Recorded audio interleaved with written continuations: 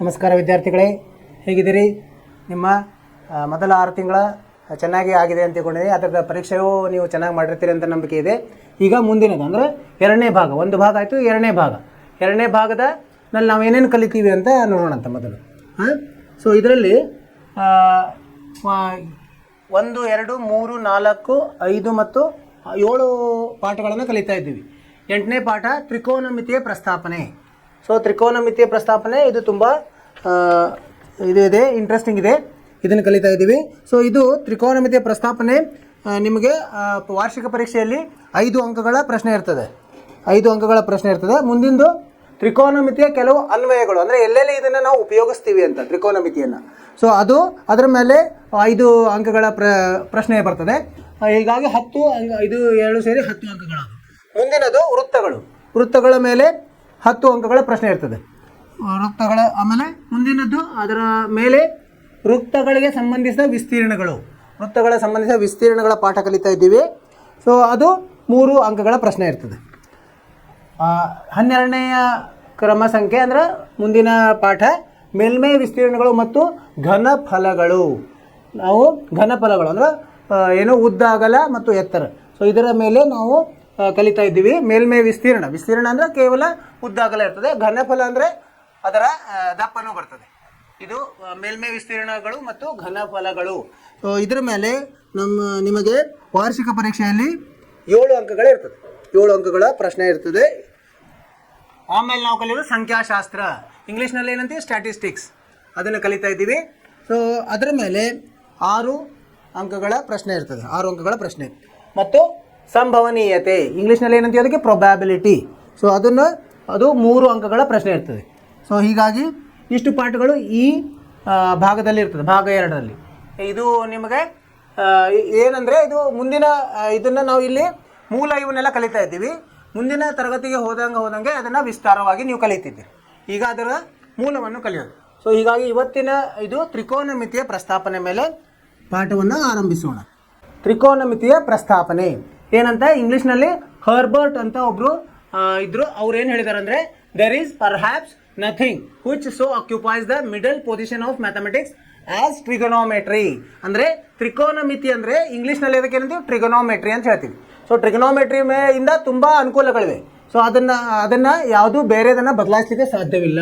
ತ್ರಿಕೋನಮಿತಿಯು ಗಣಿತಶಾಸ್ತ್ರದ ಮಧ್ಯದ ಸ್ಥಾನವನ್ನು ಆಕ್ರಮಿಸಿಕೊಳ್ಳುವಂತೆ, ಅದೇ ಅದರ ಅದರದ್ದು ತುಂಬ ಇದನ್ನು ಆಕ್ರಮಿಸಿಕೊಂಡಿದೆ. ಬೇರೆ ವಿಷಯವೂ ಇಲ್ಲ, ಅದನ್ನು ಬಿಟ್ಟು ಬೇರೆ ಯಾವುದೂ ಇಲ್ಲ. ಅಷ್ಟೇ ಇದರದ್ದು ನಮಗೆ ಬೇಕಾಗಿದೆ. ಅದಕ್ಕೆ ನಾವು ಇದನ್ನು ಕಲಿಯಲೇಬೇಕಾಗಿದೆ. ಪೀಠಿಕೆ ಒಳಗೆ ಏನಿರುತ್ತೆ ನೋಡೋಣಂತೆ. ನಾವು ಹಿಂದಿನ ತರಗತಿಗಳಲ್ಲಿ ಈಗಾಗಲೇ ತ್ರಿಭುಜಗಳ ಬಗ್ಗೆ ನಾವು ಪಾಠವನ್ನು ಮಾಡಿದ್ದೀವಿ, ಅಭ್ಯಾಸವನ್ನು ಮಾಡಿದ್ದೀವಿ. ನಿರ್ದಿಷ್ಟವಾಗಿ ಇದೇನದಂದರೆ ಇದು ಏನು ಟ್ರಿಗ್ನೋಮೆಟ್ರಿ ಅಥವಾ ನಿಮ್ಮ ತ್ರಿಕೋನಮಿತಿ, ಇದು ಮುಖ್ಯವಾಗಿ ಲಂಬಕೋನ ತ್ರಿಭುಜಗಳಿಗೆ ಇದು ಅನ್ವಯವಾಗ್ತದೆ. ನಿರ್ದಿಷ್ಟವಾಗಿ ಲಂಬಕೋನ ತ್ರಿಭುಜಗಳ ಬಗ್ಗೆ ಅಧ್ಯಯನ ಮಾಡಿ ನಾವು. ಲಂಬಕೋನ ತ್ರಿಭುಜ, ಅದರಲ್ಲಿ ಪೈಥಾಗೋರಸ್ ನಿಯಮ, ಪೈಥಾಗೋರಸ್ ಪ್ರಮೇಯ ಇವೆಲ್ಲ ಕಲ್ತಿದ್ದೀವಿ ಹಿಂದಿನ ತರಗತಿಯಲ್ಲಿ. ಅದರ ಮೇಲೆ ಇದು ಅನ್ವಯ ಆಗ್ತದೆ. ಲಂಬಕೋನ ತ್ರಿಭುಜಗಳು ಉಂಟಾಗುವಂತೆ ಕಲ್ಪಿಸಿಕೊಳ್ಳಬಹುದಾದ ನಮ್ಮ ಪರಿಸರದಲ್ಲಿ ಬಹಳಷ್ಟು ಇದೆ ಲಂಬಕೋನ. ಯಾಕಂದರೆ ನೀವು ನೋಡಿ, ಮನೆಯಲ್ಲಿ ಈಗ ಬಾಗಿಲು ಇರ್ತದಲ್ಲ, ಬಾಗಿಲು ಹೇಗಿರ್ತದೆ, ಅದು ಒಂದು ಕಡೆ ಸೀದಾ ಸ್ಟ್ರೇಟ್, ಕೆಳಗಡೆ ಅಡ್ಡ ಇರ್ತದೆ ಹೊಚ್ಚಲ. ಅದನ್ನು ನೀನು ಮೂಲೆ ಸೇರಿಸಿದ್ರೆ ಏನಾಗುತ್ತೆ, ಅದೊಂದು ಲಂಬಕೋನ ಆಗ್ತದೆ. ಇವೆಲ್ಲ ಲಂಬಕೋನಕ್ಕೆ ನಾವು ಕಲ್ಪಿಸಬಹುದು. ಲಂಬಕೋನ ಇಲ್ಲದೇನೆ ನಮ್ಮ ಜೀವನದಲ್ಲಿ ಯಾವುದೂ ಇರ್ಲಿಕ್ಕೆ ಸಾಧ್ಯನೇ ಇಲ್ಲ. ಈ ಕೆಲವೊಂದು ಉದಾಹರಣೆ ಇದೆ ನೋಡಿ. ಇದನ್ನು ನೀವು ಡೆಲ್ಲಿಗೆ ಅಲ್ಲಿ ಹೋಗಿದ್ರೆ ಇದನ್ನು ನೋಡಿರ್ತೀರಿ. ಇದು ನೋಡಿದರೆ ಕುತುಬ್ ಮಿನಾರ್ ತುಂಬ ಎತ್ತರದ ಒಂದು ಇದು ಇದೆ, ಒಂದು ಕಟ್ಟಡ. ಸೊ ಅದೇನಂದರೆ, ಈಗ ವಿದ್ಯಾರ್ಥಿಗಳು ಪ್ರವಾಸಕ್ಕೆ ಅಲ್ಲಿ ಹೋಗಿದ್ರು. ಒಂದು ಶಾಲೆಯ ವಿದ್ಯಾರ್ಥಿಗಳು ಕುತುಬ್ ಮಿನಾರನ್ನು ವೀಕ್ಷಿಸಲು ಹೋಗಿದ್ದಾರೆ ಎಂದು ಊಹಿಸಿಕೊಳ್ಳಿ. ನೀವೇ ಹೋಗಿರಂತ ಊಹಿಸಿಕೊಳ್ಳಿ. ಈಗ ಒಬ್ಬ ವಿದ್ಯಾರ್ಥಿ ಏನು ಮಾಡ್ದ, ಮಿನಾರ ತುದಿಯನ್ನು ನೋಡ್ತಾ ಇದ್ದಾನೆ. ಇಲ್ಲಿ ನೋಡಿ, ತುದಿ ಅವರು ಇಲ್ಲಿ ನಿಂತಾರೆ. ವಿದ್ಯಾರ್ಥಿ ನೋಡುತ್ತಿದ್ದರೆ ಈ ಚಿತ್ರದಲ್ಲಿ ತೋರಿಸಿರುವಂತೆ ಒಂದು ಲಂಬಕೋನ ತ್ರಿಭುಜ ಉಂಟಾಗುವಂತೆ ಕಲ್ಪಿಸಿಕೊಳ್ಳಿ. ಇಲ್ಲಿ ನೋಡಿ, ಇದೇನಾಯ್ತು, ಈಗ ಲಂಬಕೋನ ತ್ರಿಭುಜ ಆಯ್ತು, ಹೌದಿಲ್ಲ? ಇವರು ಇಲ್ಲಿದ್ದಾರೆ, ಇದರದ್ದು ಪಾದದ ಇಲ್ಲಿದೆ, ಇದರದ್ದು ಶಿಖರ ಇಲ್ಲಿದೆ. ಇವನ್ನು 3 ಸೇರಿಸಿದರೆ ಹೇಗೆ ಬರ್ತದೆ, ನಮಗೊಂದು ತ್ರಿಭುಜ ಆಗ್ತದೆ. ಇಲ್ಲಿ ಲಂಬಕೋನ ಆಗ್ತದೆ.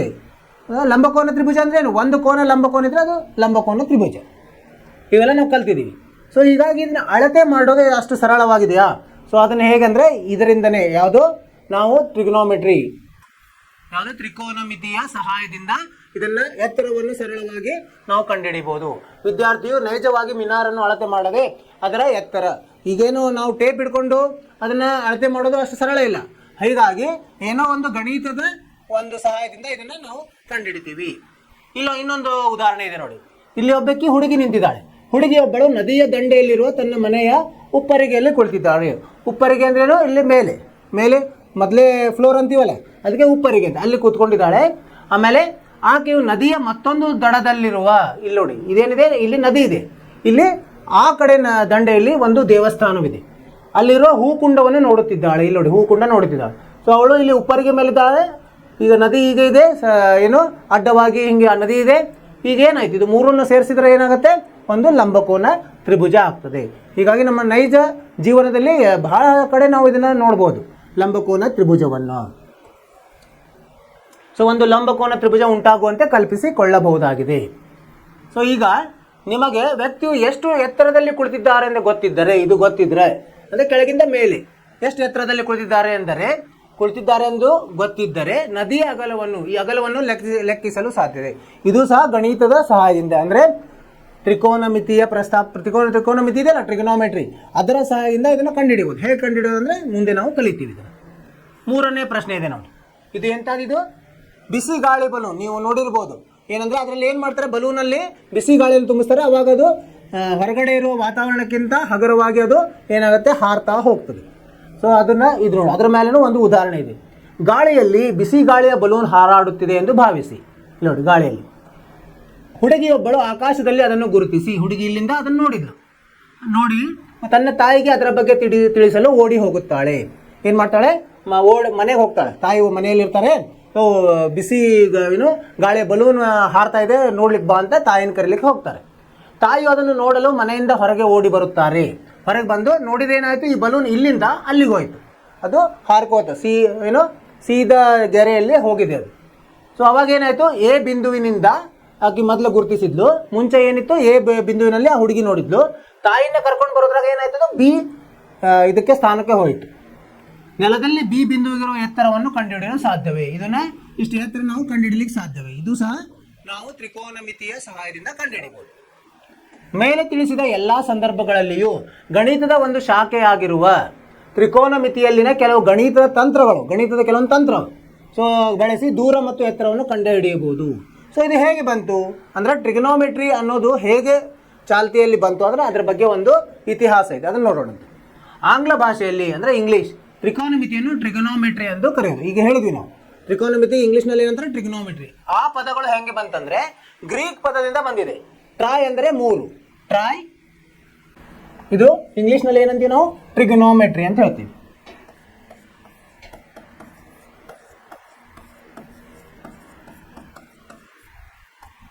ಸೊ ಇದು ಗ್ರೀಕ್ ಶಬ್ದದಿಂದ ಬಂದಿದೆ. ಹೇಗೆ, ಟ್ರಾಯ್, ಮೊದಲೇ ಶಬ್ದ ಟ್ರಾಯ್. ಟ್ರಾಯ್ ಅಂದ್ರೆ ಏನು, 3 ಅಂತ. ಕನ್ನಡದಲ್ಲಿ ಏನಂತೀವಿ ನಾವು, 3.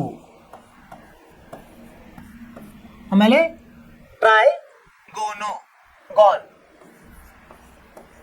ಅಂದ್ರೆ ಕನ್ನಡದಲ್ಲಿ ಏನಂತೀವಿ, ಬಾಹುಗಳು.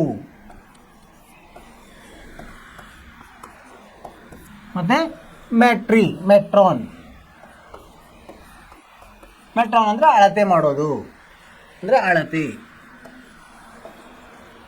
ಇದು ಮೂಲ. ಹೇಗೆ ಬಂತು ಟ್ರಿಗೊನೋಮೆಟ್ರಿ ಅಂದ್ರೆ 3 ಬಾಹುಗಳ ಅಳತೆ ಮಾಡೋದು. 3 ಬಾಹುಗಳ ಅಳತೆ ಮಾಡೋದಕ್ಕೆ ನಾವು ಟ್ರಿಗೊನೋಮೆಟ್ರಿ ಅಂತ ಹೇಳ್ತೀವಿ. ಅರ್ಥವಾಯ್ತು ಅಂತ ತಿಳ್ಕೊಂಡಿದ್ದೀನಿ ವಿದ್ಯಾರ್ಥಿಗಳೇ. ನಂತರ ಇದನ್ನು ಈಜಿಪ್ಟ್ ಮತ್ತು ಬೆಬಿಲೋನಿಯಾದಲ್ಲಿ ಇದನ್ನು ಉಪಯೋಗಿಸಿದರು. ಈಜಿಪ್ಟ್ ಮತ್ತು ಬೆಬಿಲೋನಿಯಾದಲ್ಲಿ ಮೊಟ್ಟ ಮೊದಲ ಬಾರಿಗೆ ತ್ರಿಕೋನಮಿತಿಯ ಬಳಕೆ ಬಗ್ಗೆ ಉಲ್ಲೇಖವಾಗಿದೆ, ಅವರ ಇತಿಹಾಸದಲ್ಲಿ ಉಲ್ಲೇಖವಾಗಿದೆ. ಪುರಾತನ ಗ್ರೀಕ್ ಖಗೋಳಶಾಸ್ತ್ರಜ್ಞರು ಭೂಮಿ ಮತ್ತು ಚಂದ್ರನ ನಡುವಿನ ಅಂತರವನ್ನು ಕಂಡುಹಿಡಿಯಲು ಈ ವಿಧಾನವನ್ನು ಬಳಸುತ್ತಿದ್ದರು. ಯಾವಾಗಿನ್ನ ಈಗ ಹೇಗಿದೆ, ತುಂಬ ನಮ್ಮಲ್ಲಿ ಸಲಕರಣೆಗಳಿವೆ, ಉಪಕರಣಗಳಿವೆ, ಈಗೇನೋ ಕಂಡುಹಿಡಿಬೋದು. ಅವಾಗ ಎಷ್ಟು ವರ್ಷಗಳ ಹಿಂದೆ, ತುಂಬ ಹಿಂದೆ ಅವರು ಏನೇನೋ ಭೂಮಿ ಮತ್ತು ಚಂದ್ರನ ನಡುವಿನ ಅಂತರವನ್ನು ಕಂಡುಹಿಡಿಯಲು ಇದನ್ನು ಉಪಯೋಗಿಸಿದ್ದಾರೆ. ಸೊ ಎಷ್ಟು ಉಪಯೋಗ ಇದೆ ನೋಡಿ. ಸೊ ಇಂದಿಗೂ ಸಹ ತ್ರಿಕೋನಮಿತಿಯ ಪರಿಕಲ್ಪನೆಗಳನ್ನು ಆಧರಿಸಿದ ಹಲವಾರು ಉನ್ನತ ತಂತ್ರಜ್ಞಾನ, ಈಗೇನು ಇಂಜಿನಿಯರಿಂಗ್ ಇದರಲ್ಲಿ ಕ್ಷೇತ್ರದಲ್ಲಿ ಇದರ ಉಪಯೋಗ ತುಂಬ ಇದೆ. ಭೌತ ವಿಜ್ಞಾನ ಅಂದರೆ ಫಿಸಿಕ್ಸ್, ಆಮೇಲೆ ಇವೆಲ್ಲ ಇದರಲ್ಲೆಲ್ಲ ಇದು ಬೇಕೇ ಬೇಕು. ಇಂಜಿನಿಯರಿಂಗ್ದಲ್ಲಿ ಟ್ರಿಗೊನೋಮೆಟ್ರಿ ಅಂದರೆ ಇದು ತ್ರಿಕೋನಮಿತಿ ಬೇಕೇ ಬೇಕು, ಮತ್ತು ಇನ್ನೊಂದು ಭೌತ ವಿಜ್ಞಾನದಲ್ಲಿನೂ ಇದನ್ನ ಉಪಯೋಗ ಆಗ್ತದೆ. ಸೊ ಈ ಅಧ್ಯಾಯದಲ್ಲಿ ಏನೇನು ನೋಡ್ತೀವಿ ನೋಡಿ. ಈ ಅಧ್ಯಾಯದಲ್ಲಿ ಲಂಬಕೋನ ತ್ರಿಭುಜದ ಲಘುಕೋನಗಳಿಗೆ ಸಂಬಂಧಿಸಿದ ಬಾಹುಗಳ ಅನುಪಾತಗಳನ್ನು ಅಭ್ಯಸಿಸುತ್ತದೆ. ಬಾಹುಗಳ ಅನುಪಾತ ಎಲ್ಲಿ? ಲಂಬಕೋನದಲ್ಲಿರುವ ಲಘುಕೋನಗಳಿಗೆ ಸಂಬಂಧಿಸಿದ. ಲಘುಕೋನ ಅಂತ ಕಲ್ತಿದೀವಿ, ಅಂದ್ರೆ 90 ಡಿಗ್ರಿಗಿಂತ ಕಡಿಮೆ ಇರುವು, ಅದಕ್ಕೇನಂತೀವಿ ನಾವು ಲಘುಕೋನ ಅಂತ ಹೇಳ್ತೀವಿ.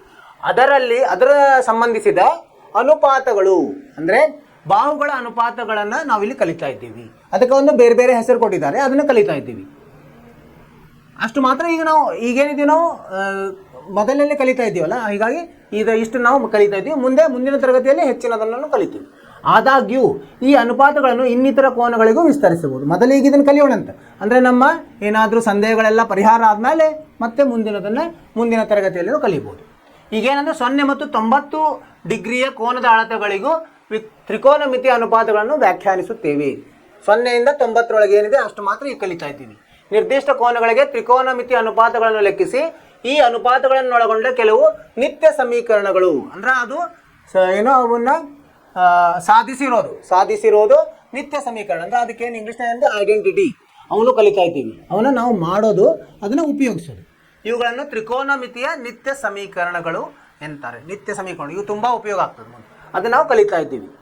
ಈಗ ಮುಂದಿನದ ವಿಭಾಗ ಏನಿದೆ ತ್ರಿಕೋನಮಿತಿಯ ಅನುಪಾತಗಳನ್ನ ನೋಡೋಣ. ಈಗ ಅನುಪಾತಗಳಂದ್ರೇನು? ಒಂದು ಭಿನ್ನ ರಾಶಿ ಇದ್ದಂಗೆ, ಮೇಲ್ಗಡೆ ಒಂದಿರುತ್ತೆ, ಕೆಳಗಡೆ, ಅವುಗಳ ನಡುವಿನ ಅನುಪಾತ ತಗೊಳ್ಳೋದು, ಅದನ್ನು ನಾವು ಇಲ್ಲಿ ಉಪಯೋಗ ತಗೊಂಡು ಇಲ್ಲಿ ನೋಡಿ. ಏನಿದೆ ವಿವಿಧ ಸಂದರ್ಭಗಳಲ್ಲಿ ನಾವು ನೋಡಿದ್ವಿ, ಉದಾಹರಣೆಗಳನ್ನು ನೋಡಿದ್ವಿ. ಕೆಲವು ತ್ರಿಭುಜಗಳನ್ನು ನಾವು ನೋಡಿದ್ವಿ. ಸೊ ಈಗ ಇಲ್ಲೊಂದು ಚಿತ್ರ ಕೊಟ್ಟಿದ್ದಾರೆ ನೋಡಿ. ಹೇಗಿದೆ ಇದು? ಯಾವ ತ್ರಿಭುಜ? ಇದು ಲಂಬಕೋನ ತ್ರಿಭುಜ. ಹೆಂಗಂತೀವಿ? ಅದಕ್ಕೆ ಲಂಬಕೋನ ತ್ರಿಭುಜ ಅಂತೀವಿ ನಾವಿಲ್ಲಿ ನೋಡಿ. ABC ತ್ರಿಭುಜದಲ್ಲಿ ಬಿ ಯ ಅಳತೆ ಎಷ್ಟಿದೆ? 90 ಡಿಗ್ರಿ ಇದೆ. ಈ ಚಿಹ್ನೆ ಇದ್ದರೆ ಅದು 90 ಡಿಗ್ರಿ.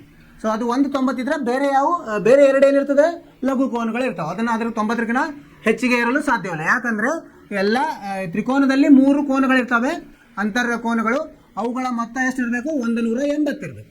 190 ಆದರೆ ಉಳಿದದ್ದು ಎರಡು ಸೇರಿ 90 ಇರಬೇಕಾಗ್ತದೆ. ಹೀಗಾಗಿ ಅವು ಸಹ ಲಘು ಕೋನಗಳು ಇರ್ತವೆ. ಈಗ ನೋಡಿ, ಚಿತ್ರ 8.4ರಲ್ಲಿ ತೋರಿಸಿರುವಂತೆ ಲಂಬಕೋನ ತ್ರಿಭುಜ ABC ಯನ್ನು ಪರಿಗಣಿಸೋಣ. ಇಲ್ಲಿ ಕೋನ CAB ಅಥವಾ ಸಂಕ್ಷಿಪ್ತವಾಗಿ ಹೆಂಗೆ ಬರಿಬೋದು? ಕೇವಲ A ಅಂತ ಬರಿಬೋದು ನಾವು. ಏನಾಗಿದೆ? ಅದು ಲಘು ಕೋನ ಆಗಿದೆ, ಅಂದ್ರೆ 90ಗಿಂತ ಕಡಿಮೆ ಇದೆ. ಕೋನ ಎಗೆ ಸಂಬಂಧಿಸಿದಂತೆ ಬಾಹು BC. ಈ ನೋಡಿ, ಈ ಕೋನಲ್ಲಿ ನೋಡಿದ್ರೆ ಬಾಹು BC ಹೇಗಿದೆ?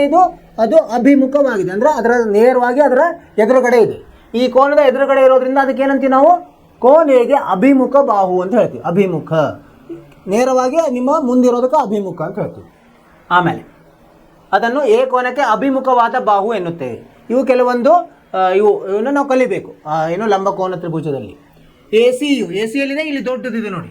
AC ಹೆಂಗಿದೆ? 3 ಬಾಹುಗಳಲ್ಲಿ ದೊಡ್ಡದಾದ ಬಾಹು. ಅದಕ್ಕೇನಂತ ಹೆಸರು ಕೊಟ್ಟಿದ್ದಾರೆ? ವಿಕರ್ಣ.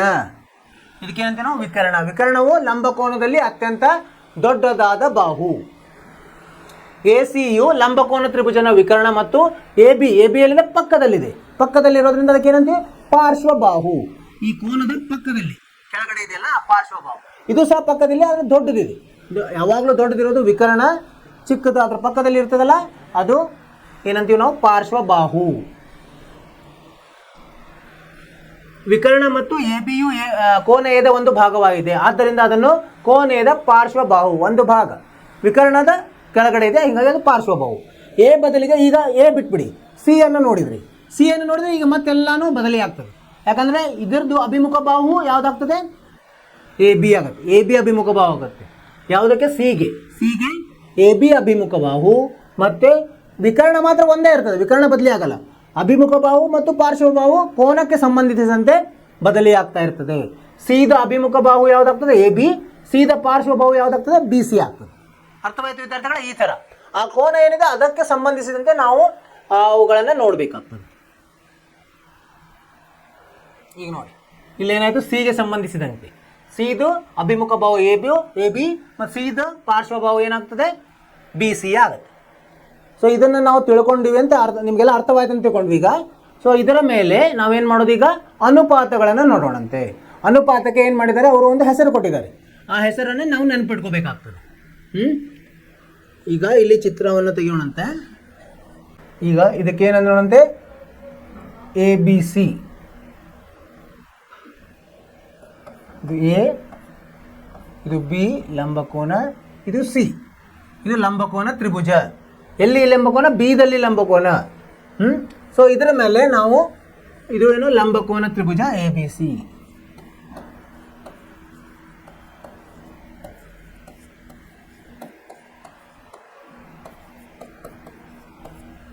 ಯಾವುದರಲ್ಲಿ ಲಂಬ ಆಗುತ್ತೆ ಅದನ್ನು ಮಧ್ಯದಲ್ಲಿ ಬರೀಬೇಕು. ಈಗ ಬಿ ಅಲ್ಲಿ ಲಂಬವಾಗಿದೆ, ಲಂಬಕೋನ ಇದೆ, ಆದ್ದರಿಂದ ಅದನ್ನು ನಾವು ಎ ಬಿ ಸಿ ಅಂತಾದರೂ ಬರಿಬೋದು, ಸಿ ಬಿ ಎ ಅಂತಾದರೂ ಬರಿಬೋದು. ಇಲ್ಲಿ ನಾವು ಎದು ಲಘುಕೋನವನ್ನು ನೋಡ್ತಾ ಇದ್ದೀವಿ, ಅದಕ್ಕೆ ಸಂಬಂಧಿಸಿದಂತೆ ಈಗ ಅನುಪಾತಗಳನ್ನು ನೋಡೋಣಂತ. ಲಂಬಕೋನ ತ್ರಿಭುಜ ಎ ಬಿ ಸಿಯಲ್ಲಿ ಕೋನ್ ಎಗೆ ಸಂಬಂಧಿಸಿದ ತ್ರಿಕೋನಮಿತಿಯ ಅನುಪಾತ, ಇದು ತುಂಬ ತ್ರಿಕೋನಮಿತಿಯ ಅನುಪಾತಗಳು. ಈಗ ಇದು ನಿಮಗೆ ಇದು ಮುಖ್ಯವಾಗಿದೆ. ಏನಂತೀವಿ ನಾವು? ಮೊದಲಿಗೆ ಜ ಅಂತ. ಜ ಅಂದರೆ ಇಂಗ್ಲೀಷ್ನಲ್ಲಿ ಸೈನ್ ಆಫ್ ಎ. ಒಂದನೇದ್ದು ಕೋನ ಎದ ಜ ಅಂದರೆ ಇಂಗ್ಲೀಷ್ನಲ್ಲಿ ಏನಂತೀವಿ? ಕೋನ ಸೈನ್ ಆಫ್. ಇದು ಗೊತ್ತಿರಬೇಕು ನಿಮ್ಗೆ, ಯಾಕಂದರೆ ಕಾಲೇಜಿಗೆ ಹೋದಂಗೆಲ್ಲ ಇವನ್ನೆಲ್ಲ ನಿಮಗೆ ಉಪಯೋಗ ಬರ್ತದೆ. ಇಂಗ್ಲೀಷ್ನಲ್ಲಿ ಸೈನ್ ಆಫ್ ಎ ಅಂತ ಹೇಳ್ತೀವಿ. ಇದಕ್ಕೆ ಸಂಬಂಧಿಸಿದ್ದು ಈಗ ಅನುಪಾತ ಹೇಗೆ ನೋಡೋದಂದ್ರೆ ಅಭಿಮುಖ ಬಾಹು, ಕೋನ ಎದ ಅಭಿಮುಖ ಬಾಹು ಭಾಗಲಬ್ಧ ಯಾವುದು? ವಿಕರ್ಣ.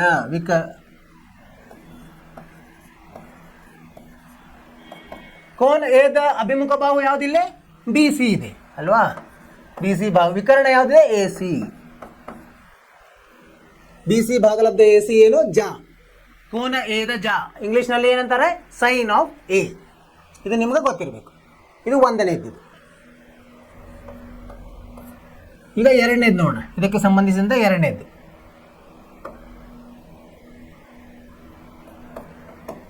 ಎರಡನೇದು ಯಾವುದು? ಕೋನ ಎದ ಕೋಟಿ ಜ. ಕೋನ ಎದ ಕೋಟಿ ಜ ಇಂಗ್ಲೀಷ್ನಲ್ಲಿ ಏನಂತಾರೆ ಇದಕ್ಕೆ? ಕೋಸೈನ್ ಆಫ್ ಆಂಗಲ್ ಎ ಅಂತ ಹೇಳ್ತಾರೆ. ಇದನ್ನ ಹೆಂಗೆ ಕಂಡುಹಿಡಿತಾರೆ? ಇದರ ಅನುಪಾತ, ತ್ರಿಕೋನಮಿತಿ ಅನುಪಾತ ಏನಂದ್ರೆ ಪಾರ್ಶ್ವಬಾಹು. ಕೋನ್ ಎಗೆ ಪಾರ್ಶ್ವಬಾಹು. ಈಗ ನಾವು ಕೋನ್ ಎಗೆ ಸಂಬಂಧಿಸಿದಂತೆ ಬಾಹುಗಳನ್ನು ನೋಡಬೇಕು. ಸಿಗೆ ಇದ್ರೆ ಸಿದು ನೋಡ್ಬೇಕು. ಈಗ ಎದ್ದು ಸಂಬಂಧ ಇರೋದು ನೋಡ್ತಿದ್ವಿ. ಕೋನ್ ಎಗೆ ಪಾರ್ಶ್ವ ಬಾಹು ಭಾಗಲಬ್ಧ ವಿಕರ್ಣ. ಇಲ್ಲಿ ನೋಡಿ, ಕೋನ ಎಗೆ ಇದು ಈ ತ್ರಿಭುಜವನ್ನು ನೋಡಿ. ಕೋನ ಎಗೆ ಪಾರ್ಶ್ವಬಾಹು ಯಾವುದು? A B. ಭಾಗಲಬ್ಧ ಇದು ಯಾವುದು? A C. ಈ ಥರ ಇದು ಗೊತ್ತಿದ್ರೆ ಸಾಕು. ಈಗ ನಾವು ಏನು ಕಂಡುಹಿಡಿಬಹುದು? ಕೋಟಿ ಜ ಅಥವಾ ಇಂಗ್ಲೀಷ್ನಲ್ಲಿ ಕೋಸೈನ್, ಅಥವಾ ಅದನ್ನು ಸಂಕ್ಷಿಪ್ತದಲ್ಲಿ ಕಾಸ್ ಅಂತ ಹೇಳ್ತಾರೆ. ಕಾಸ್ ಎ ಅಂತ ಹೇಳ್ಬೋದು. ಮುಂದೆ ಲೆಕ್ಕದಲ್ಲಿ ಇದನ್ನ ನಾವೇನೋ ಇದು ಕನ್ನಡದ ಪೂರ್ತಿ ಉಪಯೋಗಿಸಂಗಿಲ್ಲ, ಇಂಗ್ಲೀಷದ ಶಬ್ದಗಳನ್ನು ಉಪಯೋಗಿಸ್ತೀವಿ ಲೆಕ್ಕ ಮಾಡಬೇಕಾದ್ರೆ. ಇದು ಅರ್ಥವಾಯ್ತಲ್ಲ? ಮೂರನೇದೇನು? ಸ್ಪರ್ಶಕ. ಕೋನ್ ಎದ ಸ್ಪರ್ಶಕ. ಕೋನ್ ಎದ ಸ್ಪರ್ಶಕ ಇಂಗ್ಲೀಷ್ನಾಗ ಏನಂತೀವಿ ಅದಕ್ಕೆ? ಟ್ಯಾಂಜೆಂಟ್ ಆಫ್ ಕೋನ್ ಎ ಅಥವಾ ಟ್ಯಾಂಜೆಂಟ್ ಆಫ್ ಆಂಗಲ್ ಎ. ಇದನ್ನ ಹೆಂಗೆ ಮಾಡೋದು? ಅಭಿಮುಖ ಬಾಹು. ಕೋನ್ ಎಗೆ ಅಭಿಮುಖ ಬಾಹು. ಇವೆಲ್ಲ ಏನಂದ್ರೆ ಇದಕ್ಕೇನು ಇದು ಬೇಕಾಗಿಲ್ಲ, ನಾವೇನು ಪ್ರಮೇಯ ಗಿಮೇಯ ಇಲ್ಲ. ಇದು ಎಲ್ಲ ಈ ಅನುಪಾತಗಳ ಹೆಸರು ಕೊಟ್ಟಿದ್ದಾರೆ. ಇದನ್ನ ಮುಂದೆ ಉಪಯೋಗ ತಗೋತಾರೆ. ಇದು ಹೇಗೆ ಬಂತು ಅಂತ ಏನಿಲ್ಲ, ಇದಕ್ಕೊಂದು ಹೆಸರು ಕೊಟ್ಟರು. ಈಗ ನಮಗೆ ನಮ್ಮ ತಂದೆ ತಾಯಿಗಳು ನಮ್ಗೆ ಹೆಸರು ಕೊಟ್ಟರಲ್ಲ, ಏನು ನಿಮ್ಮ ತಂದೆ ತಾಯಿಗಳು ನಿಮಗೆ ಹೆಸರು ಕೊಟ್ಟರು. ಆ ಥರ ಈ ಅನುಪಾತಕ್ಕೆ ಹೆಸರು ಕೊಟ್ಟಿದ್ದಾರೆ, ಅದನ್ನು ಉಪಯೋಗ ತಗೊಳ್ಳೋದು ಮುಂದೆ. ಕೋನೆಗೆ ಅಭಿಮುಖ ಭಾಗಲಬ್ಧ, ಕೋನೆಗೆ ಪಾರ್ಶ್ವಬಾಹು.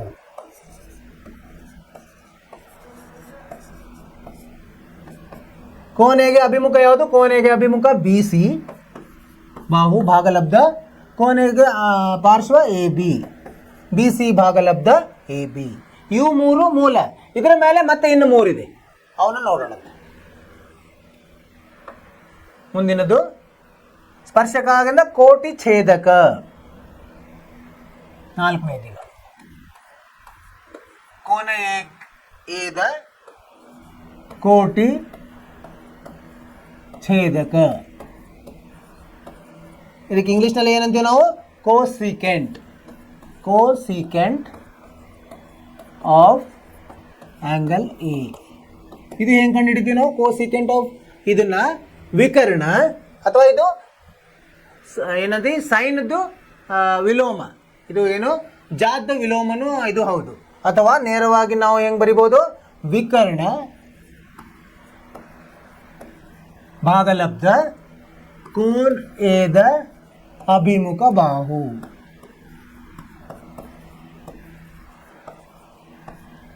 ವಿಕರ್ಣ ಯಾವ್ದು? ಎ ಸಿ ಇದೆ. ಎ ಸಿ ಭಾಗಲಬ್ಧ ಯಾವುದು? B C. ವಿಕರ್ಣ ಯಾವ್ದು? ಎ ಸಿ ಇದೆ. ಕೋನೆಗೆ ಅಭಿಮುಖ ಬಾಹು ಯಾವುದಿದೆ? ಬಿ ಸಿ ಇದೆ. ಎ ಸಿ ಭಾಗಲಬ್ಧ ಬಿ ಸಿ ಅಂದ್ರೆ ಏನು? ಇದು ಕೋಸಿಕೆಂಟ್ ಅಥವಾ ಏದ ಕೋಟಿ ಛೇದಕ. ಇದು ಹೇಗಿರ್ತದೆ? ಇದು ಒಂದು ಭಾಗಲಬ್ಧ ಸೈನ್ ಆಫ್ ಎ ಅಂತೂ ಬರಿಬೋದು. ಸೈನ್ ಆಫ್ ಆಂಗಲ್ ಎ ಇದು ಸಹ ಇದರ ಒಂದೇ ಆಗ್ತದೆ. ಯಾಕಂದ್ರೆ ನೋಡಿ, ಇದನ್ನ ನಾವು ಇದನ್ನು ಮಾಡಿದಂದ್ರೆ ಏನು ವಿಲೋಮ ಮಾಡಿದ್ರೆ ಏನಾಗುತ್ತೆ? ಬಿ ಸಿ ಭಾಗಲಬ್ಧ ಎ ಸಿ ಆಗುತ್ತೆ, ಅದು ಸೈನ್. ಈಗ ಹೇಗಿದೆ? ಅದು ವಿಲೋಮವಾಗಿದೆ, ಅದಕ್ಕೆ ಒಂದು ಭಾಗಲಬ್ಧ ಸೈನ್ ಆಫ್ ಎ ಅಥವಾ ಏನು ಇದು ಕೋನ ಏದ ಜ ಅಂತ ಹೇಳ್ಬೋದು. ಇದು ನಾಲ್ಕನೇದು. ಐದನೇದು ಯಾವುದು? ಛೇದಕ. ಕೋನ್ ಏದ ಛೇದಕ. ಇಂಗ್ಲಿಷ್ನಲ್ಲಿ ಏನಂತೀವಿ ನಾವು? ಇದು secant. Secant of angle A ಅಂತ ಹೇಳ್ತೀವಿ. Secant of angle A. ಇದರದ್ದು ಹೆಂಗೆ ಬರೆಯೋದು? ಇದು ಸಹ ಈಗೇನು ನಾವು ಇದನ್ನು ಕಂಡುಹಿಡಿದ್ವಲ್ಲ, ಯಾವುದು? ಕೋಟಿಜ. ಕೋಟಿಜಾದ ವಿಲೋಮ ಇರ್ತದೆ. ಅಥವಾ ಅದರದ್ದು ವಿಲೋಮ ಅಂದ್ರೆ ಏನು? ವಿಕರ್ಣ. ವಿಕರ್ಣ ಭಾಗಲಬ್ಧ ಕೋನ್ ಏದ ಪಾರ್ಶ್ವ ಬಾಹು. ಪಾರ್ಶ್ವ ಬಾಹು ಇದೆ. ವಿಕರ್ಣ ಯಾವುದು? ಎ ಸಿ ಇದೆ. ಭಾಗಲಬ್ಧ ಪಾರ್ಶ್ವಬಾಹು ಯಾವುದಿದೆ? ಪಾರ್ಶ್ವಬಾಹು ಎ ಬಿ ಆಗಿದೆ. ಎ ಸಿ ಭಾಗಲಬ್ಧ ಎ ಬಿ. ಅರ್ಥವಾಯ್ತು? ಕೊನೆಯದಾಗಿ ಆರನೇದ್ದು ಯಾವುದು? ಕೋನ್ ಏದ. ಇದೇನಾದ್ರು ಛೇದಕ ಆಯಿತು. ಆಮೇಲೆ ಕೋಟಿ ಸ್ಪರ್ಶಕ. ಆರನೇದ್ದು ಕೋನ್ ಏದ ಕೋಟಿ ಸ್ಪರ್ಶಕ. ಇದಕ್ಕೆ ಇಂಗ್ಲಿಷ್ನಲ್ಲಿ ಏನಂತೀವಿ? Cotangent. Cotangent of angle A. ಇದು ಹೆಂಗೆ ಬರೀಬೇಕು ನಾವು? ಇದರದ್ದು ಯಾವ್ದ್ರದ್ದು ಅನುಪಾತ ಇದು? ಕೋಟ್ಯಾಂಜೆಂಟ್ ಅಂದರೆ ಕೋನ್ ಏದ ಪಾರ್ಶ್ವಬಾಹು ಭಾಗಲಬ್ಧ ಕೋನ್ ಏದ ಅಭಿಮುಖ ಬಾಹು.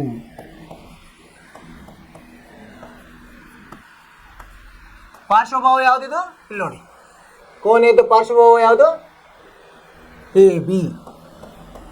ಭಾಗಲಬ್ಧ ಅಭಿಮುಖ ಕೋನದ ಅಭಿಮುಖ ಬಾಹು ಯಾವುದು? B C. ಇದು ಏನಿದೆ? ಇದು ಒಂದು ಭಾಗಲಬ್ಧ ಏನಂತ ಹೇಳ್ಬೋದು? ಸ್ಪರ್ಶಕ. ಕೋನದ ಸ್ಪರ್ಶಕ. ಇದು ಅಂದ್ರೂ ಒಂದೇ. ಇದನ್ನ ನಾವು ವಿಲೋಮ ಮಾಡಿದ್ರೆ ಏನಾಗ್ತದೆ? ಕೋನದ ಸ್ಪರ್ಶಕ ಆಗ್ತದೆ. ಸೊ ಇವು ಏನು ಆರು ಇದೆಯಲ್ಲ, ಇದನ್ನು ನೀವು ಏನೋ ಮನನ ಮಾಡ್ಕೋಬೇಕು. ಇದರಲ್ಲಿ ನೀವು ಏನೋ ಪರ್ಫೆಕ್ಟ್ ಆಗಬೇಕು. ಸೊ ಇದೇ ಇದರ ಮೂಲ. ಇದರ ಮೇಲೇ ಪೂರ್ತಿ ಏನೋ ತ್ರಿಕೋನಮಿತಿ ಅಥವಾ ಟ್ರಿಗ್ನೋಮೆಟ್ರಿ ಎಲ್ಲ ಇರೋದು. ಸೊ ಇದು ಸರಿಯಾಗಿ ಅರ್ಥವಾಯ್ತು ಅಂದರೆ ಮುಂದಿನೆಲ್ಲ ಸರಳವಾಗಿ ಸಿಗ್ತದೆ. ಅದಕ್ಕೇನು ಮಾಡ್ಬೇಕು? ನೀವು ಮನೆಯಲ್ಲಿ ಇದನ್ನು ಒಂದು ಲಂಬಕೋನ ತ್ರಿಭುಜವನ್ನು ಮಾಡಿ ಇವನ್ನೆಲ್ಲ ನೀವು ಬರೀತಾ ನಿಮಗೆ ಅರ್ಥ ಆಗ್ತದೆ. ಈಗ ನಾವು ಏನು ಮಾಡಿದ್ವಿ?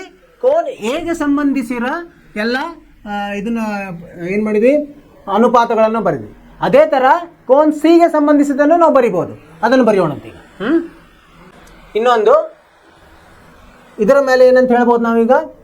ಈಗ ಏಳನೇದ್ದು ಸ್ಪರ್ಶಕ ಅಥವಾ ಟ್ಯಾನ್ ಎ. ಟ್ಯಾನ್ ಎ ಅನ್ನು ಹೇಗೆ ಬರಿಬೋದು? ಇಲ್ಲಿ ಬರ್ತೀವಿ ನಾವು. ಟ್ಯಾನ್ ಎ ಅನ್ನು ಹೇಗೆ ಬರ್ತೀವಿ ನಾವು? ಟ್ಯಾನ್ ಅಂದರೆ ಸ್ಪರ್ಶಕ. ಸ್ಪರ್ಶಕ ಹೇಗೆ ಬರ್ದೀವಿ ನೋಡ್ರಿ, ಸ್ಪರ್ಶಕ ಏನು ಬರ್ದೀವಿ ನಾವು, ಬಿ ಸಿ ಭಾಗಲಬ್ಧ ಎ ಬಿ ಬಂದಿತ್ತು ನಮಗೆ. ಸೊ ಅದನ್ನು ಹೇಗೆ ನಾವು ಬದಲಿ ಮಾಡೋದು ನೋಡೋಣ. ಈಗ ಹೇಗೆ ಸಂಬಂಧಿಸಿದಂತೆ ಅಂದ್ರೇನು, ಟ್ಯಾಂಜನ್ ಸ್ಪರ್ಶಕವನ್ನು ಹೇಗೆ ಬರೀತೀವಿ ನಾವು, ಅಭಿಮುಖ ಬಾಹು. ಅಭಿಮುಖ ಬಾಹು ಯಾವುದು, ಬಿ ಸಿ ಭಾಗಲಬ್ಧ ಅದರ ಪಾರ್ಶ್ವಭಾವ ಎ ಬಿ ಆಗುತ್ತೆ. ಇದಕ್ಕೆ ಏನು ಮಾಡೋಣ ಅಂತ ಎರಡು ಕಡೆ ನಾವು ಎ ಸಿಯನ್ನು ಭಾಗಲಬ್ಧ ಮಾಡ್ಬೋದು. ಮೇಲೆ ಕೆಳಗೆ ಬಿ ಸಿ ಭಾಗಲಬ್ಧ ಎ ಸಿ ಮತ್ತು ಭಾಗಲಬ್ಧ ಎ ಬಿ ಭಾಗಲಬ್ಧ ಎ ಸಿ ಅಂತ ಈ ಥರನೂ ಬರಿಬೋದು. ಇಲ್ಲೇನಾಗ್ತದೆ, ಎ ಸಿ ಹೋಗಿ ಹಾಗೆ ಉಳಿತದೆ. ಬಿ ಸಿ ಭಾಗಲಬ್ಧ ಎ ಸಿ ಅಂದ್ರೇನು, ಸೈನ್ ಎ ಜಾ ಎ. ಭಾಗಲಬ್ಧ ಎ ಬಿ ಭಾಗಲಬ್ಧ ಎ ಸಿ ಅಂದ್ರೇನು, ಕಾಸ್ ಎ. ಕಾಸ್ ಎ ಅಂದ್ರೇನು, ಛೇದ. ಕಾಸ್ ಎ ಅಂದ್ರೆ ಕೋಟಿ ಜಾ ಅಥವಾ ಕೋಸೈನ್. ಅದು ಇದರಲ್ಲಿ ಹೇಗೆ ಸಂಕ್ಷಿಪ್ತವಾಗಿ ಹೆಂಗೆ ಬಂದರೆ ಕಾಸ್ ಎ ಅಂದರೆ ಟ್ಯಾನ್ ಎ ಅಂದರೆ sine A by cos A ಅಂದ್ರೂ ಒಂದೇ. ಸೈನ್ ಎ ಮತ್ತು ಕಾಸ್ ಎ ನಡುವೆ ಅವುಗಳ ನೀವು ಇದನ್ನು ತೊಗೊಂಡ್ರೆ ಅಂದರೆ ಏನಂತೀರಿ, ಅವುಗಳ ಅನುಪಾತಗಳನ್ನು ತೊಗೊಂಡ್ರೆ ಅಂದರೆ ಸೈನ್ ಎ ಮತ್ತು ಕಾಸ್ಗಳ ಅನುಪಾತ ಇದಕ್ಕೆ ಸಮ ಇರ್ತದೆ, ಟ್ಯಾನ್ ಎಗೆ ಸಮ ಆಗಿರ್ತದೆ. ಇದು ನಿಮಗೆ ಅರ್ಥವಾಯ್ತು ಅಂತ ತಿಳ್ಕೊಂಡಿನ ವಿದ್ಯಾರ್ಥಿಗಳೇ. ಈಗ ನಾವೇನು ಮಾಡೋಣಂತೆ, ಇಲ್ಲಿವರೆಗೆ ಏನು ಮಾಡಿದ್ವಿ ನಾವು, ಎ ಕೋನಕ್ಕೆ ಸಂಬಂಧಿಸಿದಂತೆ ಎಲ್ಲ ಅನುಪಾತಗಳನ್ನು ಬರ್ತೀವಿ. ಈಗ ಸಿಗೆ ಸಂಬಂಧಿಸಿರುವ ಎಲ್ಲ ಅನುಪಾತಗಳನ್ನು ಬರೆಯೋಣ. ಅಂದರೆ ಈಗ ಇಲ್ಲಿದೆ ನೋಡಿ, ಈ ತ್ರಿಭುಜ ಮೇಲಿನ ತ್ರಿಭುಜಕ್ಕೆ ಬರ್ತೀವಿ. ಈಗ ಎರಡನೇ ತ್ರಿಭುಜಕ್ಕೆ ಬರೀಲಿಕ್ಕೆ ಪ್ರಯತ್ನ ಮಾಡೋಣ. ಈಗೇನು ಮಾಡೋಣ, ಈ ತ್ರಿಭುಜವನ್ನು ಬರ್ಕೊಂಬಂತೆ, ಈ ತ್ರಿಭುಜವನ್ನು ಬರೋದು. ಈಗ ಸಿಗೆ ಸಂಬಂಧಿಸಿದಂತೆ ಎ ಬಿ ಸಿ, ಸಿಗೆ ಸಂಬಂಧಿಸಿರುವಂತೆ ಎಲ್ಲ ನಾವು ಅನುಪಾತಗಳನ್ನು ಬರೀಲಿಕ್ಕೆ ಪ್ರಯತ್ನ ಮಾಡೋಣಂತೆ. ಒಂದನೇದು ಯಾವುದು, ಸೈನ್ ಸಿ. ಸೈನ್ ಸಿ ಅಂದ್ರೆ ಏನು ಬರಬೇಕು, ಎದುರ ಅನುಪಾತ ಅಭಿಮುಖ ಬಾಹು ಭಾಗಲಬ್ಧ ವಿಕರ್ಣ. ಅಭಿಮುಖ ಬಾಹು ಯಾವುದಾಗುತ್ತೆ, ಇಲ್ಲಿ ಎ ಬಿ ಆಗುತ್ತೆ. ಭಾಗಲಬ್ಧ ವಿಕರ್ಣ ಯಾವುದು, ಎ ಸಿ. ಹೇಗೆ ಕೋನಗಳು ಬದಲಿ ಆಗ್ತದೆ ಅದರ ಮೇಲೆ ಇದನ್ನು ಬದಲಿ ಆಗ್ತದೆ, ಏನು ಅದರ ಅನುಪಾತಗಳು ಬದಲಿ ಆಗ್ತದೆ. ಎರಡನೇದ್ದು ಸೈನ್ ಆಗಿಂದ ಕಾಸ್ ಸಿ ಅಂದರೆ, ಕಾಸ್ ಅಂದರೆ ಏನು, ಕಾಸ್ ಅಂದರೆ ಕೋಟಿ ಜಾ, ಸೈನ್ ಅಂದರೆ ಜಾ, ಕಾಸ್ ಅಂದರೆ ಕೋಸೈನ್. ಈಗೆಲ್ಲ ಇಂಗ್ಲೀಷ್ನಲ್ಲಿ ಬರೋಣ, ಯಾಕಂದರೆ ನಿಮಗೆ ಮುಂದೆ ಪಾಠದಲ್ಲಿ ಎಲ್ಲ ಇಂಗ್ಲೀಷ್ನಲ್ಲೇ ಇವು ಇರ್ತವೆ, ಅದನ್ನೇ ನಾವು ರೂಢಿ ಮಾಡ್ಕೊಂಡು. ಕಾಸಿಯಾಗೆ ಇದರ ಪಾರ್ಶ್ವಬಾಹು ಯಾವುದು, ಪಾರ್ಶ್ವಬಾಹು ಬಿ ಸಿ ಪಾರ್ಶ್ವಬಾಹು ಭಾಗಲಬ್ಧ ವಿಕರ್ಣ, ಬಿ ಸಿ ಭಾಗಲಬ್ಧ ಎ ಸಿ. ಮೂರನೇದು ಯಾವುದು, ಟ್ಯಾನ್ ಸ್ಪರ್ಶಕ, ಟ್ಯಾನ್ ಸಿ. ಟ್ಯಾನ್ ಸಿ ಹೆಂಗೆ ಬರಿತೀವಿ ನಾವು, ಅಭಿಮುಖ ಬಾಹು ಭಾಗಲಬ್ಧ ಪಾರ್ಶ್ವಬಾಹು. ಅಭಿಮುಖ ಬಾಹು ಯಾವುದು, ಎ ಬಿ. ಭಾಗಲಬ್ಧ ಪಾರ್ಶ್ವಬಾಹು ಯಾವುದು, ಬಿ ಸಿ. ನಾಲ್ಕನೇದು ಯಾವುದು, ಸೈನ್ ಸಿ ಆಯಿತು, ಕಾಸ್ ಸಿ ಆಯಿತು, ಟ್ಯಾನ್ ಸಿ ಆಯಿತು. ಈಗ ನೆಕ್ಸ್ಟು ಕೋಸೆಕ್, ಕೋಸಿಕೆಂಟ್ ಸಿ. ಇದು ಹೆಂಗೆ ಬರಿತೀವಿ ನಾವು ಕಲ್ತಿದ್ದೀವಿ ನಾವು. ಒಂದು ಭಾಗಲಬ್ಧ ಸೈನ್ ಸಿ ಅಥವಾ ಇದು ವಿಕರ್ಣ ಎ ಸಿ ಭಾಗಲಬ್ಧ ಅಭಿಮುಖ ಬಾಹು ಎ ಬಿ. ಇದು ನೋಡಿ, ಇದು ಹೆಂಗಿದೆ, ವಿಲೋಮವಾಗಿದೆ. ಐದನೇದ್ದು ಸೆಕ್ ಸೀಕೆಂಟ್ ಸಿ. ಇದು ಹೆಂಗೆ ಬರೆಯೋದು, ಸೀಕೆಂಟ್ ಸಿ ವಿಕರ್ಣ ಎ ಸಿ ಭಾಗಲಬ್ಧ ಪಾರ್ಶ್ವಬಾಹು. ಪಾರ್ಶ್ವಬಾಹು ಯಾವುದು, ಬಿ ಸಿ, ಇದರ ವಿಲೋಮ. ಆರನೇದ್ದು ಕೋಟ್ಯಾಂಜೆಂಟ್ ಅಥವಾ ಕಾಟ್ ಸಿ. ಇದು ಹೆಂಗೆ, ಕಾಟ್ ಸಿ ಅಂದರೆ ಪಾರ್ಶ್ವಬಾಹು, ಇದರ ಪಾರ್ಶ್ವಬಾಹು ಯಾವುದು, ಬಿ ಸಿ ಭಾಗಲಬ್ಧ ಅಭಿಮುಖ ಬಾಹು ಎ ಬಿ. ಇವೆಲ್ಲ ನೋಡಿ ಒಂದಕ್ಕೊಂದು ವಿಲೋಮವಿದೆ. ಅಂದರೆ ನಾವೇನು ತಿಳ್ಕೊಬೋದು, ಸೈನ್ ಸಿ ಅಂದರೆ ಒಂದು ಭಾಗಲಬ್ಧ ಕೋಸೆಕ್ ಸಿ ಇದ್ದಂಗೆ, ಕಾಸ್ ಸಿ ಅಂದರೆ ಒಂದು ಭಾಗಲಬ್ಧ ಸೆಕ್ ಸಿ ಅಂದರೆ ಸೀಕೆಂಟ್ ಸಿ. ಟ್ಯಾನ್ ಸಿ ಅಂದ್ರೆ ಏನು, ಟ್ಯಾಂಜೆಂಟ್ ಸಿ ಅಂದರೆ ಒಂದು ಭಾಗಲಬ್ಧ ಕಾಟ್ ಸಿ ಇದ್ದಂಗೆ. ಮತ್ತು ಇನ್ನೊಂದು ನಾವು ಬರಿಬೋದು, ಟ್ಯಾನ್ ಸಿ ಅಂದರೆ ಸೈನ್ ಸಿ ಭಾಗಲಬ್ಧ ಕಾಸ್ ಸಿ. ಇದನ್ನು ನೆನಪಿಟ್ಕೋಬೇಕು. ಸೊ ಇದರ ಮೇಲೆ ನಾವು ಇನ್ನೊಂದು ಇವನು ವಿಲೋಮವನ್ನು ಹೇಗೆ ಬರಿಬಹುದು, ವಿಲೋಮ ಸೈನ್ ಎ ಸಮ ಒಂದು ಭಾಗಲಬ್ಧ ಕೋಸೆಕ್ ಎ.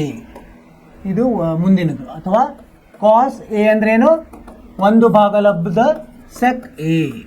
ಆಮೇಲೆ ಟ್ಯಾನ್ ಎ ಅಂದ್ರೇನು, ಒಂದು ಭಾಗಲಬ್ಧ ಕಾಟ್ ಎ. ಇವು ಎ ಇದಕ್ಕೆ ಸಂಬಂಧಿತ. ಅದೇ ಥರ ನೀವು ಸಿಗೆನೂ ಹಾಗೆ ಒಂದೇ ಥರ ಬರ್ತದೆ. ಸೈನ್ ಸಿ ಅಂದರೆ ಒಂದು ಭಾಗಲಬ್ಧ ಕೋಸೆಕ್ ಸಿ. ಕಾಸ್ ಸಿ ಅಂದರೆ ಒಂದು ಭಾಗಲಬ್ಧ ಸೆಕ್ ಅಥವಾ ಸೀಕೆಂಡ್ ಸಿ. ಆಮೇಲೆ ಟ್ಯಾನ್ ಸಿ ಅಂದರೆ ಒಂದು ಭಾಗಲಬ್ಧ ಏನು ಕೋಟ್ಯಾಂಜೆಂಟ್ ಸಿ. ಇವನ್ನೆಲ್ಲ ನಾವು ನೆನಪಿಟ್ಬಿಟ್ರೆ ಮುಂದೆ ಲೆಕ್ಕದಲ್ಲಿ ತುಂಬ ಸರಳ ಆಗ್ತದೆ. ಸೊ ಏನೇನು ಕಲ್ತೀವಿ ನಾವೀಗ ನೋಡೋಣ.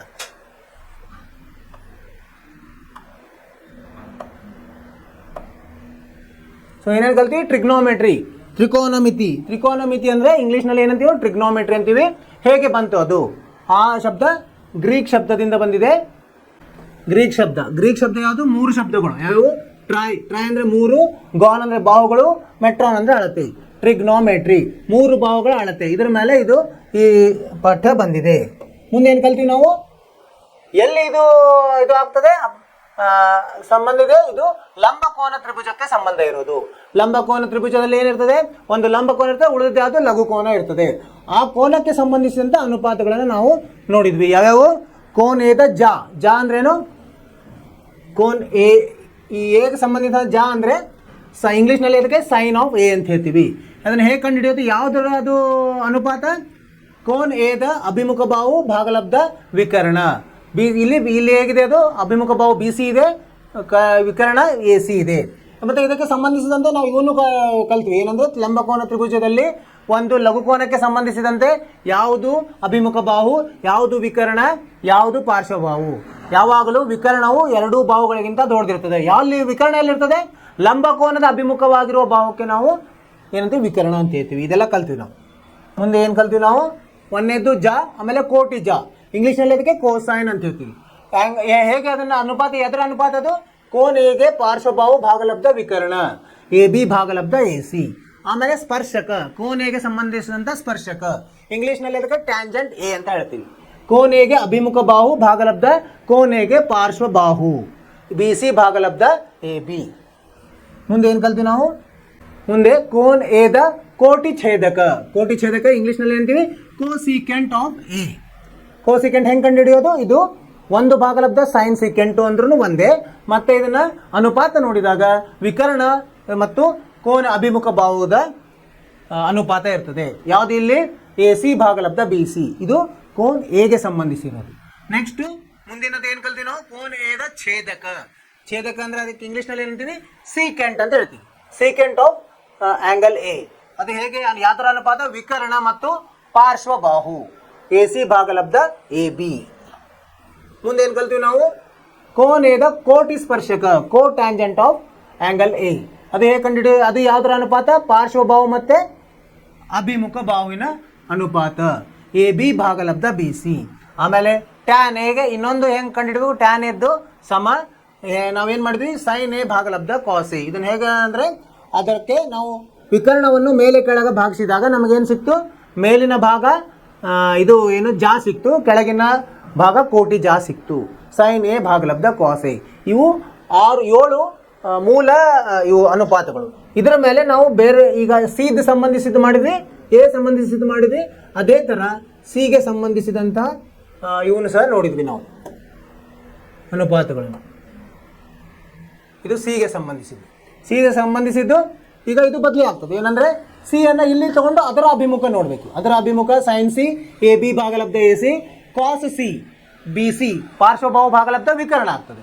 ಅದೇ ಥರ ಟ್ಯಾನ್ ಸಿ ಸ್ಪರ್ಶಕ, ಎ ಬಿ ಅಭಿಮುಖ ಬಾಹು ಭಾಗಲಬ್ಧ ಪಾರ್ಶ್ವಬಾಹು ಎ ಬಿ ಭಾಗಲಬ್ಧ ಬಿ ಸಿ. ಅದೇ ಥರ ಕೋಸೆಕ್ ಸಿ ಅದು ಹೇಗೆ ಬರ್ತದೆ? ವಿಕರ್ಣ ಭಾಗಲಬ್ಧ ಅಭಿಮುಖ ಬಾಹು ಎ ಸಿ ಭಾಗಲಬ್ಧ ಎ ಬಿ. ಸೆಕ್ ಸಿ ಕೋಟಿ ಛೇದಕ. ಇವೆಲ್ಲ ನೆನಪಿಡಬೇಕು. ಕೋಟಿ ಜಾ ಕೋಟಿ ಛೇದಕ ಸೆಕ್ ಸಿ. ಅದೇನು ನಿಮ್ಗೆ ಇದರಲ್ಲಿ ಕೇಳಲ್ಲ ಪರೀಕ್ಷೆಯಲ್ಲಿ. ಅದು ಇಂಗ್ಲೀಷ್ನಲ್ಲಿರುವ ಶಬ್ದಗಳನ್ನೇ ನಾವು ಉಪಯೋಗಿಸ್ಬೇಕಾಗ್ತದೆ. ಸೆಕ್ ಸಿ ಸಮ ಎ ಸಿ ಭಾಗಲಬ್ಧ ಬಿ ಸಿ ಅಂದರೆ ವಿಕರ್ಣ ಭಾಗಲಬ್ಧ ಪಾರ್ಶ್ವಬಾಹು. ಕಾಟ್ ಸಿ ಅಂದರೆ ಕೋಟ್ ಟ್ಯಾಂಜೆಂಟ್ ಹೇಗೆ ಬರ್ತದೆ? ಪಾರ್ಶ್ವಬಾಹು ಭಾಗಲಬ್ಧ ಅಭಿಮುಖ ಬಾಹು ಬಿ ಸಿ ಭಾಗಲಬ್ಧ ಎ ಬಿ. ಅದೇ ಥರ ಟ್ಯಾನ್ ಸಿ ಅನ್ನು ನಾವು ಸೈನ್ ಸಿ ಭಾಗಲಬ್ಧ ಕಾಸ್ ಸಿ ಅಂತಲೂ ಬರೀಬಹುದು. ಇದನ್ನು ನಾವು ಓದಿದ್ವಿ. ಮುಂದಿನದು ಇವು ಏನು ವಿಲೋಮದ್ದು ಕೆಲವೊಂದು ಇದು ನೋಡಿ ಸೂತ್ರಗಳು. ಸೈನ್ ಎ ಅಂದರೆ ಏನು ಬಂತು ನಮಗೆ? ವಿಲೋಮ, ಕಾಸಕ್ಕೆ ಎದ್ದು ವಿಲೋಮ. ಸೈನ್ ಎ ಅಂದ್ರೆ 1 ಭಾಗಲಬ್ಧ ಕಾಸಕ್ಕೆ, ಕಾಸ್ ಎ ಅಂದ್ರೆ 1 ಭಾಗಲಬ್ಧ ಸೆಕ್ಕೆ, ಟ್ಯಾನ್ ಎ ಅಂದ್ರೆ 1 ಭಾಗಲಬ್ಧ ಕಾಟ್ ಎ. ಇದೇ ತರ ನೀವು ಇದನ್ನ ಕೋನವನ್ನು ಬದಲಿ ಮಾಡಿದ್ರೆ ಅದರ ಸಂಬಂಧಿಸಿದ ವಿಲೋಮಗಳು ಬರ್ತವೆ. ಸೈನ್ ಸಿ ಅಂದ್ರೆ 1 ಭಾಗಲಬ್ಧ ಕೋಸೆಕ್ ಸಿ, ಕಾಸ್ ಸಿ ಅಂದ್ರೆ 1 ಭಾಗಲಬ್ಧ ಸೆಕ್ ಸಿ, ಟ್ಯಾನ್ ಸಿ ಅಂದ್ರೆ 1 ಭಾಗಲಬ್ಧ ಕಾಟ್ ಸಿ. ಇವನ್ನೆಲ್ಲ ನೀವು ಅಭ್ಯಾಸ ಮಾಡ್ಕೊಳ್ಳಿ.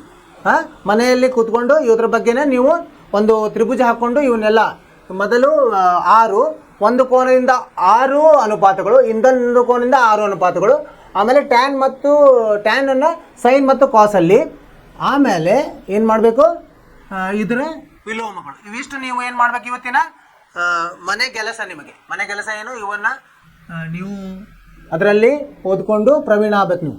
ಸೊ ಇದಕ್ಕೆ ಸಂಬಂಧಿಸಿದಂತೆ ನಾವು ಮುಂದೆ ಲೆಕ್ಕಗಳನ್ನು ಮಾಡೋರಿದ್ದೀವಿ. ಸೊ ಇವೆಲ್ಲ ಅನುಪಾತಗಳು. ಮುಂದೆ ಈಗ ನಮ್ಮ ದೇಶದಲ್ಲಿ ಇದನ್ನು ಯಾವಾಗ ಉಪಯೋಗಿಸ್ಲಿಕ್ಕೆ ಶುರು ಮಾಡಿದ್ರು ಅಂತ, ಆರ್ಯಭಟ ನಮ್ಮಲ್ಲಿರುವ ಶ್ರೇಷ್ಠ ಗಣಿತಜ್ಞ, ಅವ್ರು ಯಾವಾಗಿದ್ರು ಕ್ರಿಸ್ತಪೂರ್ವ 476ರಿಂದ 550ರವರೆಗೆ ಇದ್ರು. ಅವರು ಜಾಪದದ ಮೊದಲ ಉಪಯೋಗ ಅವರು ಮಾಡಿದ್ದಾರೆ. ನಾವು ಆರ್ಯಭಟ ರಚಿಸಿದ ಆರ್ಯಭಟೀಯಂ ಇದೊಂದು ಬುಕ್ ಬರೆದಿದ್ದಾರೆ ಅವರು, ಅದರಲ್ಲಿ ಕಾಣಬಹುದು. ಆರ್ಯಭಟ ಬಳಸಿದ ಅರ್ಧ ಜ ಅಂದ್ರೆ ಹಾಫ್ ಕಾರ್ಡ್ ಪದವು ಸಂಕ್ಷಿಪ್ತಗೊಂಡು ಜ ಅಥವಾ ಜೀವ ಪದವನ್ನು ಹಾಗೆ ಉಳಿಸಿಕೊಳ್ಳಲಾಯಿತು. ಅವರೇನು ಉಪಯೋಗಿಸಿದ್ರಲ್ಲ ಅದು ಹಾಗೆ ಉಳಿಸಿಕೊಂಡಾರೆ. ನಂತರ ಭಾಷಾಂತರದಲ್ಲಿ ಸೈನಸ್ ಆಗಿ ಬದಲಾವಣೆ, ನಾವು ಸೈನ್ ಅಂತೀವೋ ಅದಕ್ಕೆ ಸೈನಸ್ ಆಯ್ತದೆ. ಅಂದರೆ ಲ್ಯಾಟಿನ್ ಭಾಷೆಯಲ್ಲಿ ವಕ್ರರೇಖೆ, ಸೈನಸ್ ಅಂದ್ರೆ ಏನು, ಲ್ಯಾಟಿನ್ ಭಾಷೆಯಲ್ಲಿ ವಕ್ರರೇಖೆ ಎಂದರ್ಥ. ನಂತರ ಸೈನಸ್ ಪದವು ಸೈನ್ ಆಗಿ ಮಾರ್ಪಾಡಾಯಿತು. ಮೊದಲು ಸೈನಸ್ ಅಂತ ಉಪಯೋಗಿಸಿದ್ರು, ಆಮೇಲೆ ಸೈನ್ ಅಂತ ಆಯಿತು, ಸೈನ್ ಆಗಿ ಬದಲಾಯಿತು. ಆಂಗ್ಲ ಖಗೋಳಶಾಸ್ತ್ರಜ್ಞರಾದ ಎಡ್ಮಂಡ್ ಗುಂಟರ್ ಅವರು ಯಾವಾಗಿದ್ರು 1581ರಿಂದ 1626ರವರೆಗೆ ಅವರು ಮೊದಲ ಬಾರಿಗೆ ಸೈನ್ ಪದವನ್ನು ಅವರು ಸಂಕ್ಷಿಪ್ತ ಮಾಡಿದರು. ಸೈನ್ ಪದವನ್ನು SIN ಅಂತ ಮಾಡಿದರು, ಬಳಸಿದರು. ಅನಂತರ ದಿನಗಳಲ್ಲಿ ಕೋಸೈನ್, ಟ್ಯಾಂಜೆಂಟ್ ಎಂಬ ಪದಗಳ ಬಳಕೆ ಆಯಿತು. ಆಮೇಲೆ ಶುರು ಮಾಡಿದ್ರು. ಮೊದಲು ಇವರು ಸೈನ್ SIN ಇರೋದು ಸೈನ್ SIN ಅಂತ ಮಾಡಿದ್ರು. ಆಮೇಲೆ ಕೋಸೈನ್ ಮತ್ತು ಟ್ಯಾಂಜೆಂಟ್ ಆಮೇಲೆ ಅಂದ್ರೆ ಕಂಡುಹಿಡಿದ್ರು. ಸೈನ್ ಅನುಪಾತದ ಪೂರಕ ಕೋನಕ್ಕೆ ಬೇಕಾದ ಅನುಪಾತವನ್ನು ಬಳಸಲಾಯಿತು. ಆರ್ಯಭಟ ಇದನ್ನು ತನ್ನ ಪುಸ್ತಕದಲ್ಲಿ ಕೋಟಿ ಜ ಅಂದ್ರೆ ಸೈನ್ದ ಅದೇನು ಏನಂತ ಹೇಳ್ತೀವಿ ನಾವು, ಪೂರಕ ಇದು, ಅದು ಕೋಟಿ ಜ ಕೋಸೈನ್ ಎಂದು ನಮೂದಿಸುತ್ತಾರೆ. ಅವ್ರೇನ ಹೇಳಿದ್ರು, ಕೋಟಿ ಜ ಅಂತ ಹೇಳಿದರು. ಕೋಸೈನ್ ಪದವನ್ನು ಎಡ್ಮಂಡ್ ಗುಂಟರ್ ಅವರು ಬಳಕೆಗೆ ತಂದರು. 1674ರಲ್ಲಿ ಬ್ರಿಟಿಷ್ ಗಣಿತಜ್ಞ ಸರ್ ಜೀನರ್ ಮೂರ್ ಅವರು ಮೊದಲ ಬಾರಿಗೆ ಕಾಸ್, ಅವ್ರ ಹೆಂಗ ಗುಂಟರ್ SIN ಇರೋದು ಸೈನ್ ಮಾಡಿದ್ರು, ಇವರು ಸೈನ್ ಇರೋದು ಕಾಸ್ ಅಂತ ಮಾಡಿದ್ರು. ಅಂದ್ರೆ ನಮಗ ಬಳಸಲಿಕ್ಕೆ ಸರಳವಾಗಲಿ ಅಂತ ಇವನ್ನೆಲ್ಲ ಮಾಡಿದ್ರು. ಆಮೇಲೆ ನಾವು ಇನ್ನೊಂದೇನು ಗಮನಿಸಬೇಕಂದ್ರೆ, ಇಲ್ಲೆಲ್ಲ ಬರೀತೀವಲ್ಲ sine A, cos A, tan A, sine C, ಇವು ಸೈನ್ ಮತ್ತು ಏದ ಗುಣಲಬ್ಧವಲ್ಲ, ಅವು ಕೇವಲ ಹೆಸರು. ಈಗ ನಮ್ಮ ಹೆಸರು ಇರ್ತದಲ್ಲ, ನಮ್ಮ ಹೆಸರು ಮುಂದೆ ಕೆಲವೊಂದು ನಮ್ಮ ತಂದೆಯ ಒಂದು ಇದು ಇರ್ತದೆ, ಅಕ್ಷರ ಇರ್ತದಲ್ಲ, ಹಾಗೆ ಅದು ಗುಣಲಬ್ಧ ಅಲ್ಲ, ಅದರ ಹೆಸರು. ಅದು ಸಂಕೇತ ಸೈನ್ ಎ ಎಂಬುದು ಎ ಕೋನದ ಜಾದ ಸಂಕ್ಷಿಪ್ತ ರೂಪವಾಗಿ ಬಳಸಲಾಗುತ್ತದೆ. ಸೈನ್ ಎ ಎಂಬುದು ಸೈನ್ ಮತ್ತು ಎಗಳ ನಡುವಿನ ಗುಣಲಬ್ಧ ಅಂತ ತಿಳ್ಕೊಬೇಡಿ ನೀವು, ಅದು ಸಂಕ್ಷಿಪ್ತವಾಗಿ ಬಳಸಲಿಕ್ಕೆ ಅದನ್ನ ಹಂಗೆ ಉಪಯೋಗ ಮಾಡಿದ್ದಾರೆ. ಎ ಇಂದ ಬೇರ್ಪಟ್ಟ ಸೈನ್ಗೆ ಯಾವುದೇ ಅರ್ಥ ಇಲ್ಲ. ಬರೇ ನೀವು SIN ಅಂತಷ್ಟೇ ಬರೆದ್ರೆ ಅದಕ್ಕೇನು ಅರ್ಥವಿಲ್ಲ. ಹಾಗೆ ಕಾಸ್ ಎ ಎಂಬುದು ಕಾಸ್ ಎಗಳ ನಡುವಿನ ಗುಣಲಬ್ಧವಲ್ಲ, ಮತ್ತು ಬರೇ ಕಾಸ್ಗೆ ಏನು ಅದಕ್ಕೇನು ಬೆಲೆ ಇಲ್ಲ. ಈಗ ಹೆಂಗೆ ನನ್ನ ಹೆಸರಿದ್ರೆ ನಮ್ಮ ಮನೆತನದ ಹೆಸರು ಇರಬೇಕು, ನಮ್ಮ ತಂದೆ ಹೆಸರಿದ್ರೆ ನಮಗೆ ಒಂದು ಏನಿರ್ತದೆ, ಅದಕ್ಕೊಂದು